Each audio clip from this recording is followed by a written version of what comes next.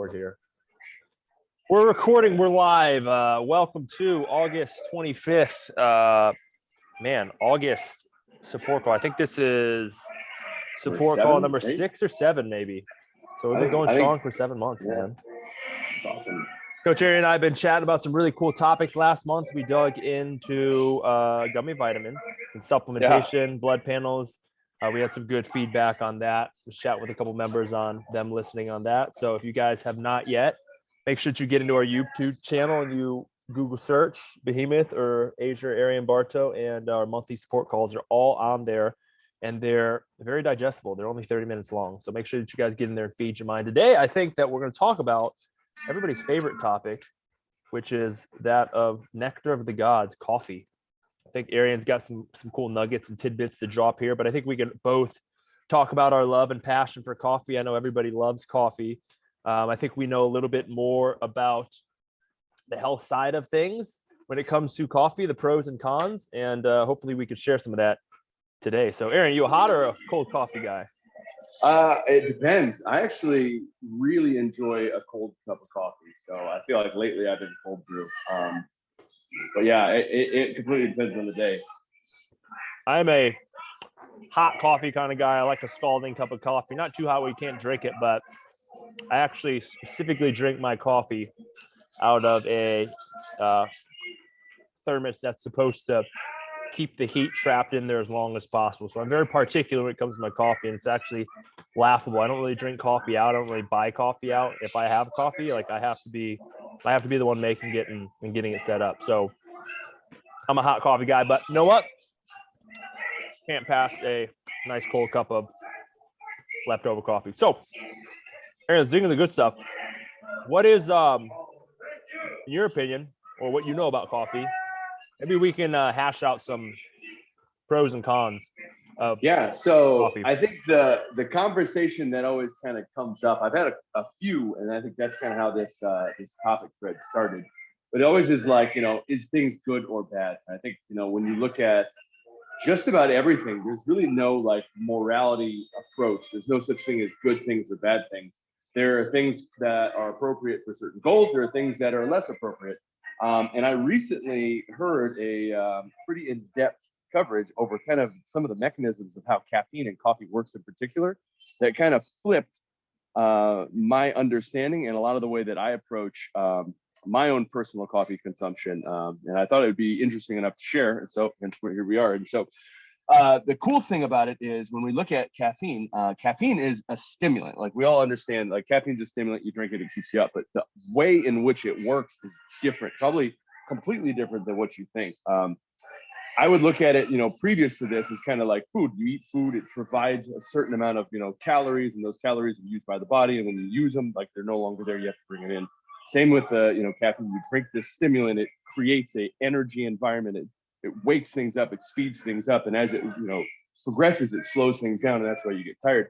It actually works differently. So there's a bunch of different mechanisms that it work. It affects dopamine. There's some really cool kind of glucose, fat modulation stuff that happens, why it typically gets kind of the green stamp for like pre-workouts. But the way it specifically works, probably the biggest driver is it blocks a very specific chemical called adenosine. And so adenosine is essentially, you almost call it like a sleepy chemical, but it's a byproduct of basically energy creation in the brain. And so the really cool thing is the more adenosine that's present, the sleepier you feel. So every single minute that you're awake essentially creates this abundance of adenosine. And again, there are multiple metrics of this, but one of the ways that your body measures sleepiness, or they call it almost like sleep pressure, is the presence of adenosine. And so the way coffee, specifically caffeine, works is it blocks those receptors. And so the way it was described is it's almost like it's elbowing in. So that, again, your body can perceive a certain amount of adenosine. You've been up for a certain amount of time. It registers, hey, I've been up for 12 hours because I have, roughly what looks like 12 hours of adenosine in my body. Caffeine elbows its way in, takes over that receptor site. It doesn't actually turn on or turn off any mechanisms. It literally just blocks the door. The way they described it was essentially if adenosine was trying to sit down on chairs, and caffeine just keeps pulling chairs out. All right, the caffeine or the adenosine, the sleep pressure is still present. If anything, it's continuing to build and continue to circulate. but your body's ability to perceive it goes down almost sometimes by half, which is why when you look at kind of the way that caffeine's half-life, which is about 4 to 5 hours, everybody's metabolism is a little bit different. But when it starts to wear off, you have this like unprecedented hit sometimes, a wave of sleepiness as you start to recognize just how tired you are. So if you think about it, like, you know, somebody who is drinking a cup of coffee at 8 a.m. and by 2 p.m. is really tired, a lot of times it's not the fact that, hey, you know, I'm just sluggish, I had a lot of things going on. A lot of times it's the caffeine that was blocking my body's ability to determine how sleepy it is has worn off, and I now have realized quite how tired I am. And so for me, like, that became kind of a game changer because some of the big, I apologize, I just grabbed my water. But some of the big kind of factors, because I was a big proponent of that like afternoon cup of coffee, because I would be getting hit pretty hard with sometimes that sleepy feeling, especially when I had super early mornings. And just kind of in terms of best practices, because the person that I listened to had been misquoted multiple times, or had maybe said something a little bit more aggressive in his earlier times about like basically like nobody should be drinking coffee, like you need to get off coffee, everybody needs to the point where he's like, drink coffee, but it's the timing and the dose that's the poison. So the recommendation is to give yourself 60 to 90 minutes to let the body naturally start to, you know, let some of the adenosine present, you know, actually, you know, form connections with the receptors, everything else before you bring caffeine in, to allow things to naturally function as they should. You know, get your sun exposure in the morning if you're going to get out and exercise or just move, all of those things for just natural circadian rhythm process. But then, you know, if you give yourself, you know, 60 to 90 minutes, typically the response to the, I guess, the wearing down of caffeine is much lessened or reduced compared to people who like the very first thing they do is grab a cup of coffee, or they feel like they have to have one. So I thought that was super interesting and definitely worth sharing. But have you heard that before? No, I haven't. And that's some pretty high level stuff, especially probably for our audience too, who probably slamming their fourth cup of coffee. But it's cool to hear because that's got to be updated style science and research that they're doing on how the stimulant of coffee, which is caffeine, what we're talking about here, affects something like adenosine within our body. And a lot of times I think where most people can probably have heard about adenosine is adenosine triphosphate, ATP, which is essentially cellular energy, but that can break down into adenosine diphosphate and then eventually into adenosine. But that's a really cool relationship on how that caffeine can affect the adenosine within our body. And I think that just kind of circles back to, you had mentioned some stuff at the end there, talking about how, you know, morning routines. In the morning, we shouldn't just kind of go for a hot cup of joe and be reliant on that to get our day going. But there's other things that we should be doing to allow these natural productions of hormones within the body to start taking over and kickstarting our metabolism, but getting us ready for the day. And you had mentioned things like, you know, getting some full sun exposure. If you guys don't know, getting early morning sun exposure is not only awesome for you know, getting in vitamin D, but it's also setting those circadian rhythms to help you guys sleep and get into a restful state at night better. So a lot of the recent and kind of I would say common science out there is saying, hey, get full body sun exposure as much as possible in the morning to help set those circadian clocks, because that can essentially, getting first in the morning sun exposure can help you get into a restful state at night. And there's other things to think about as far as, you know, the first thing you do in the morning is you down a massive glass of water with some really sufficient minerals in there to get your body going. But these are all much healthier habits to have, instead of literally just the first thing you do is start plugging away at the hot cup of joe to start artificially creating the sensation in the morning, where it's like, if we can just get back to these natural behaviors to allow cortisol to produce, you know, to allow nitric oxide to produce, to have our veins open on up, to wake us on up, it can be a lot more beneficial than just grabbing this artificial stimulant, not artificial stimulant, but putting this stimulant like caffeine inside of our body. So really cool stuff. Thanks for sharing, Aryan. I think we could talk about maybe some more ground level pros and cons for coffee too.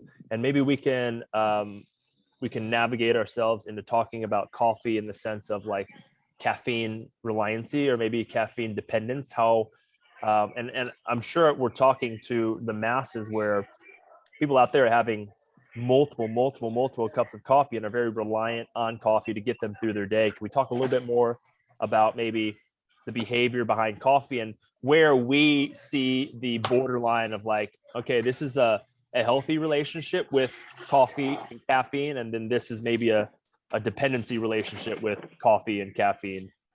Yeah, no, that's phenomenal kind of segue into this. So I would say coffee for the most part is like, it's a huge ritual for most of us, but for a lot of us, it's just a vessel, right? Because it's the way that we start our days. It's, for a lot of us, we're not drinking it black, with over ice or just hot in a cup. It's a lot of times, lots of creams, lots of sugar. So it's, there is some dopamine trigger, but when you start putting all those reward things in there, it becomes almost like a treat. Coffee, I think, is extremely benign from when you think about it in its purest form. I think you've probably gotten more in depth on kind of, bean quality and growth and how it's grown and how it's made and all of those things to another level that you could probably touch on. But when you look at it, just kind of like, the cup of coffee that you're getting, most predominantly, you think about what you're actually getting out of there. So caffeine has some appetite suppressant avenues. So for a lot of people who skip breakfast, they use coffee kind of as that initial vessel. It pushes off their appetite for a little bit. So it might hold them over, kind of modulate blood sugar for a little bit. What I typically have seen for most people is they almost treat it like it's dessert. And so the creamers that they're using, the things that they're bringing in, typically all of this stuff, whether it's, and again, a lot of times you see it maybe on the other side where you're doing like a bulletproof, but you're taking a dense amount of calories into essentially the easiest way to take them down. And depending on what your actual goal is, like that might not be the best. So kind of getting back into your, like, is it good? Is it bad? I would say like, it always comes back down to kind of what you're trying to use this for, right? If it truly is going to be your breakfast meal, and that's something where hey, I'm trying to, give myself a little bit of nutrients or give myself a little bit of, time before my first meal, and it doesn't affect my appetite on the back end. So I don't feel like I'm starving for lunch or like absolutely starving for dinner. Then yeah, having a little bit more calories, like a bulletproof coffee, something like that could be a great option. If I'm already trying to lose weight and I'm having breakfast and I'm having a bulletproof coffee, like I think that's just probably a little bit much, especially when you think about kind of what you're really trying to accomplish there. You talked about kind of routine, and I think that's probably one of the bigger aspects of why I enjoy it so much too, is just kind of the ritual that goes into, having the beans, having something to kind of look forward to, that hot or cold cup in the morning. I'm a huge fan of cold brew, and so it's really nice in the mornings when I have I use a toddy, which allows me to make probably about a week's worth of cold brew at a time. And it lasts for about 2 weeks, but it gives me the option to kind of, wake up a little slower, have it over ice, kind of sip it, but just gives me that kind of like morning kind of wake up feeling.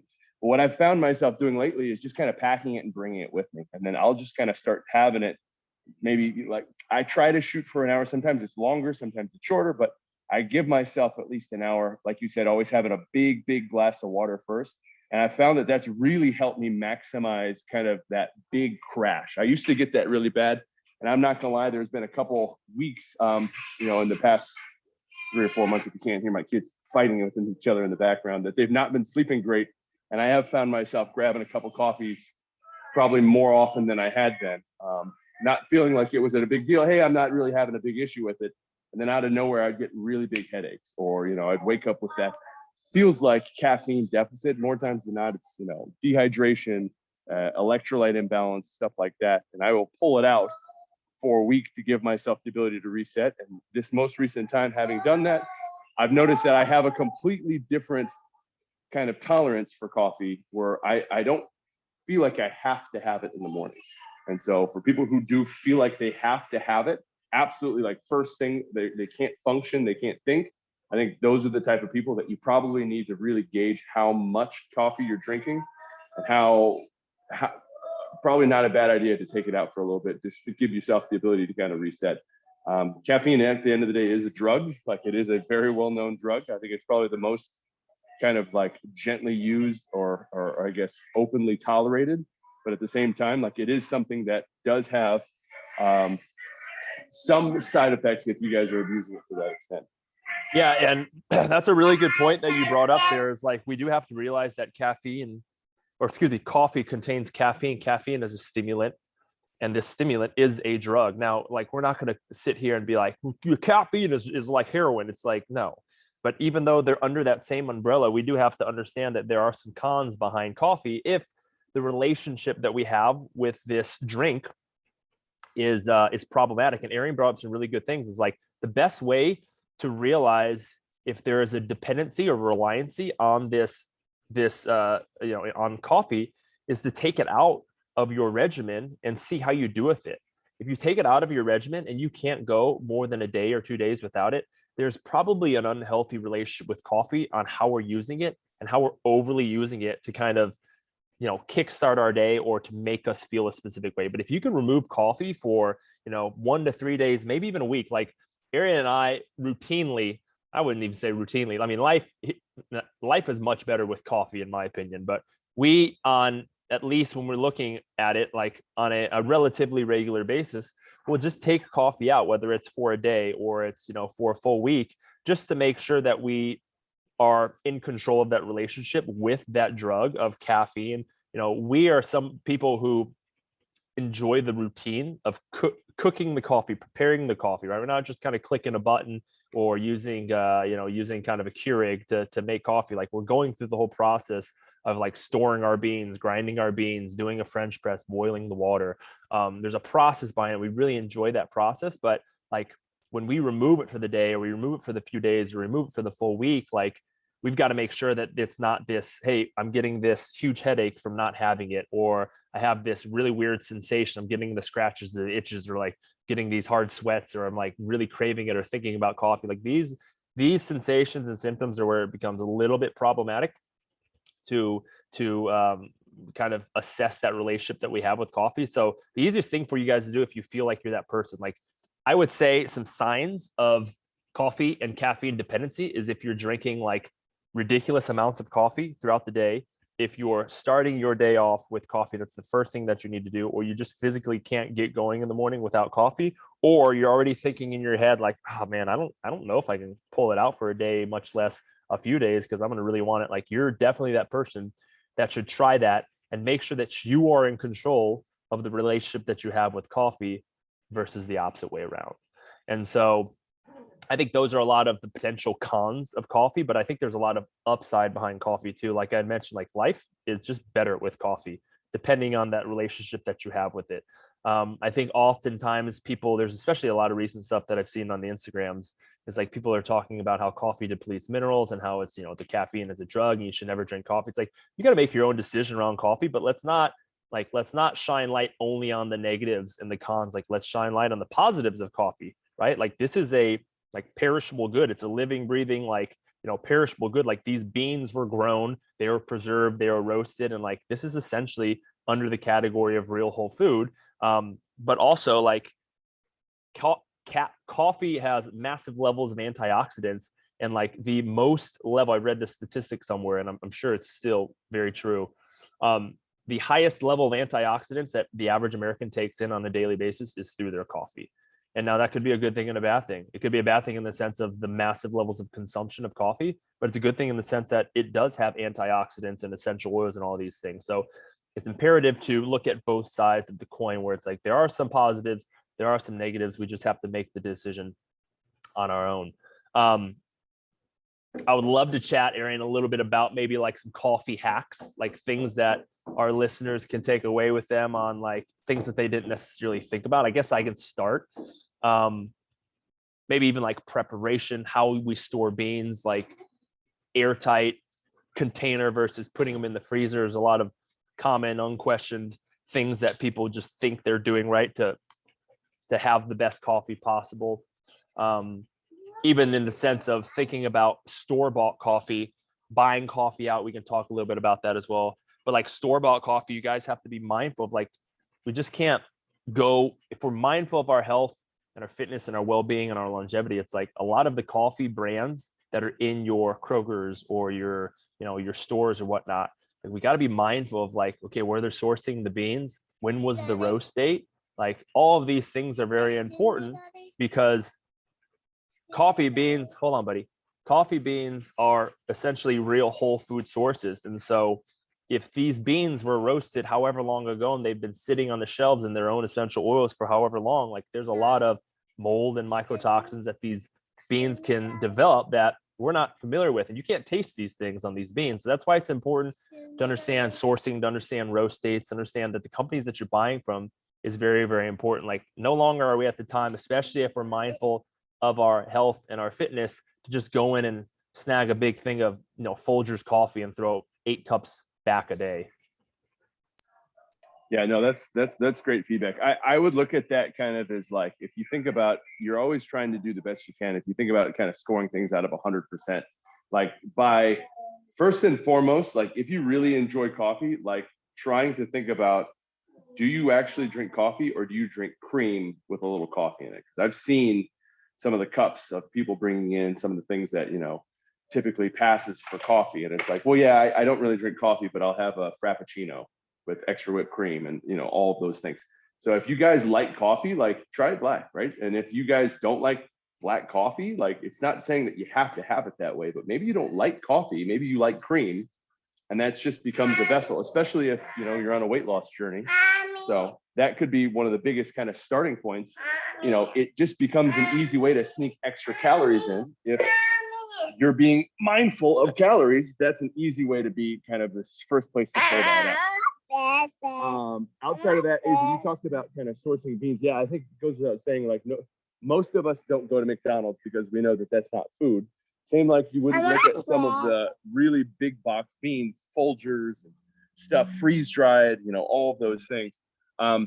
So we had a member who was connected to some of the Whole Foods, and his favorite brand actually is sold by Costco, but it was called Ruta Maya, and it was shade grown, Mexican grown, organic source.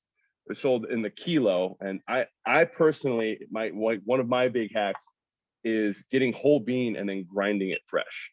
Like, I think there is a infinite better flavor profile when you get a recent like grind than you get a pre-ground coffee. Even if I do buy a whole ground and I want to be lazy with it, I'll grind whole bean at the time. So Costco's also have kind of like a big bean grinder that you can grind, so that I'm at least knowing that, like, I'm controlling when that's happened. And then there's always a label, like, again, it's a best buy date, but it also usually has like when that bean was packed and sealed. So you just have an idea instead of having something that's super old. Can you hear me still? Okay. Asia hit the nail on the head too. Like, I am such a fan of, like, if I have the time to do it, like a French press, something that I can control all of the ingredients and it's simple, right? It's something that allows me to kind of just heat up water. And because a French press essentially is just, like, put it in and let it sit for a certain amount of time. Like, even if you screw up the timing, even if you screw up all the things, all you have to get right is the amount of beans and the amount of water that you put in. And if you can get those two elements right, legitimately, it's 11 minutes and beyond. But there's been lots of times where I've forgotten about one, and I've poured it into a cup for the next day and taken a French press, and it just tastes different to me. Like, it just tastes so much better. So, like, those are the things that I've really enjoyed, kind of personally. I think it was Diana Harrington, not to call her out, but she was the one who I think recently gave up coffee, and she said to me, it's like, yeah, I didn't like coffee, I like cream. And that really kind of struck a nerve with me, because for a lot of times I was putting a lot of coconut milks and just kind of using it as almost like a bulletproof vessel. And it's like, I almost feel like I'm in the same boat. And I've really kind of since then have appreciated coffee a little bit more, trying to find a better avenue to get it to where I can drink it black and enjoy it just as much. Yeah.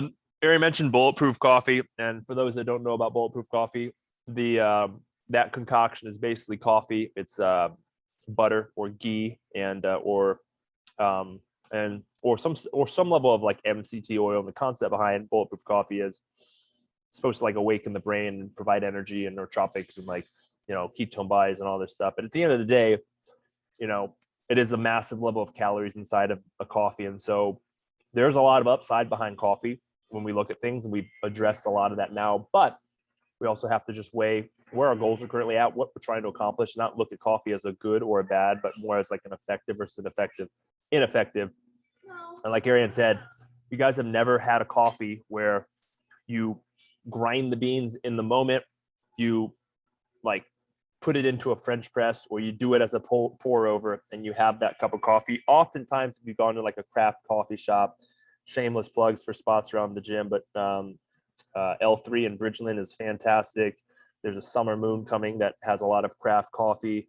Plum Street down Barker Cypress, even our friends, the Coffee Drip over there off of 529 and Fry. But if you go over here, oftentimes they're grinding beans fresh, and then they're either pressing it through a French press or they're doing some level of pour over. But if you guys are so used to like, popping a crappy, probably, mold ridden coffee into a Keurig, or drinking, the pot of coffee that's from who knows when this was roasted, Folgers at your office, like this coffee just tastes completely better and it's massively different. So let's understand that there's a lot of upside behind coffee, but also understand how are we using it. And in summary, like we talked about utilizing it and having that healthy relationship with coffee and the stimulant caffeine. Can we remove it and be okay? If we can't remove it, or we don't even want to imagine the thought of removing it, it's probably going to be beneficial for us to sharpen up our relationship with coffee and remove for a little bit and kind of lower that dependency on caffeine and coffee. And the thing that you guys also have to understand, one little tidbit that we'll make a note of, is like, caffeine compounds on one another. So if you're so used to drinking like 8 cups of coffee, that level of caffeine your body gets so used to, it gets desensitized to, where to get any benefit of that caffeine, you're going to have to do more than that, or you're going to have to remove that level of coffee and have that shrink down so that we're starting to get the benefit of that 1 cup of coffee or whatnot. But like Arian mentioned, caffeine and coffee in general can be probably one of the best pre-workout like drinks or supplements that you guys can take, for the reason why people use caffeine and how that can kickstart your energy and get you going and whatnot. But with all the upside of caffeine, let's just make sure that we are aware of how we're using it. If you're getting used to drinking coffee with all of these creamer and sugars and whatnot, it's more of a milkshake than it actually is like a cup of coffee. You got to be mindful of how that's affecting you and your goals. And drinking liquid calories is the easiest way to not trigger those satisfying, satiating signals within the body, but also be a really, really easy way to empty a bunch of calories into our body that we're not even mindful of. So that was a great combo on coffee. I think if we'll end it with maybe one tidbit or one recommendation that you would give from your coffee routine, Arian. Can you give our listeners maybe one little tidbit that might be helpful for people that love coffee out there, that are looking for something that maybe you do in your routine, a product that you have access to or that you've used in your everyday life that you feel like people need to know about? Is there anything that you want to leave them with? Yeah, my summer favorite is typically the toddy. I do a cold brew that is so easy. It's you just put essentially it's a gigantic. So it's about $40, I think, on Amazon. I think if you do the more expensive one, it's like $45 or $50. It comes with a glass carafe. It comes with a tub. It comes with a cork, and it comes with a really, really fine filter. I'm gonna have to go in a second. Bodhi's caffeine. I guess. How do you spell toddy? TODDY.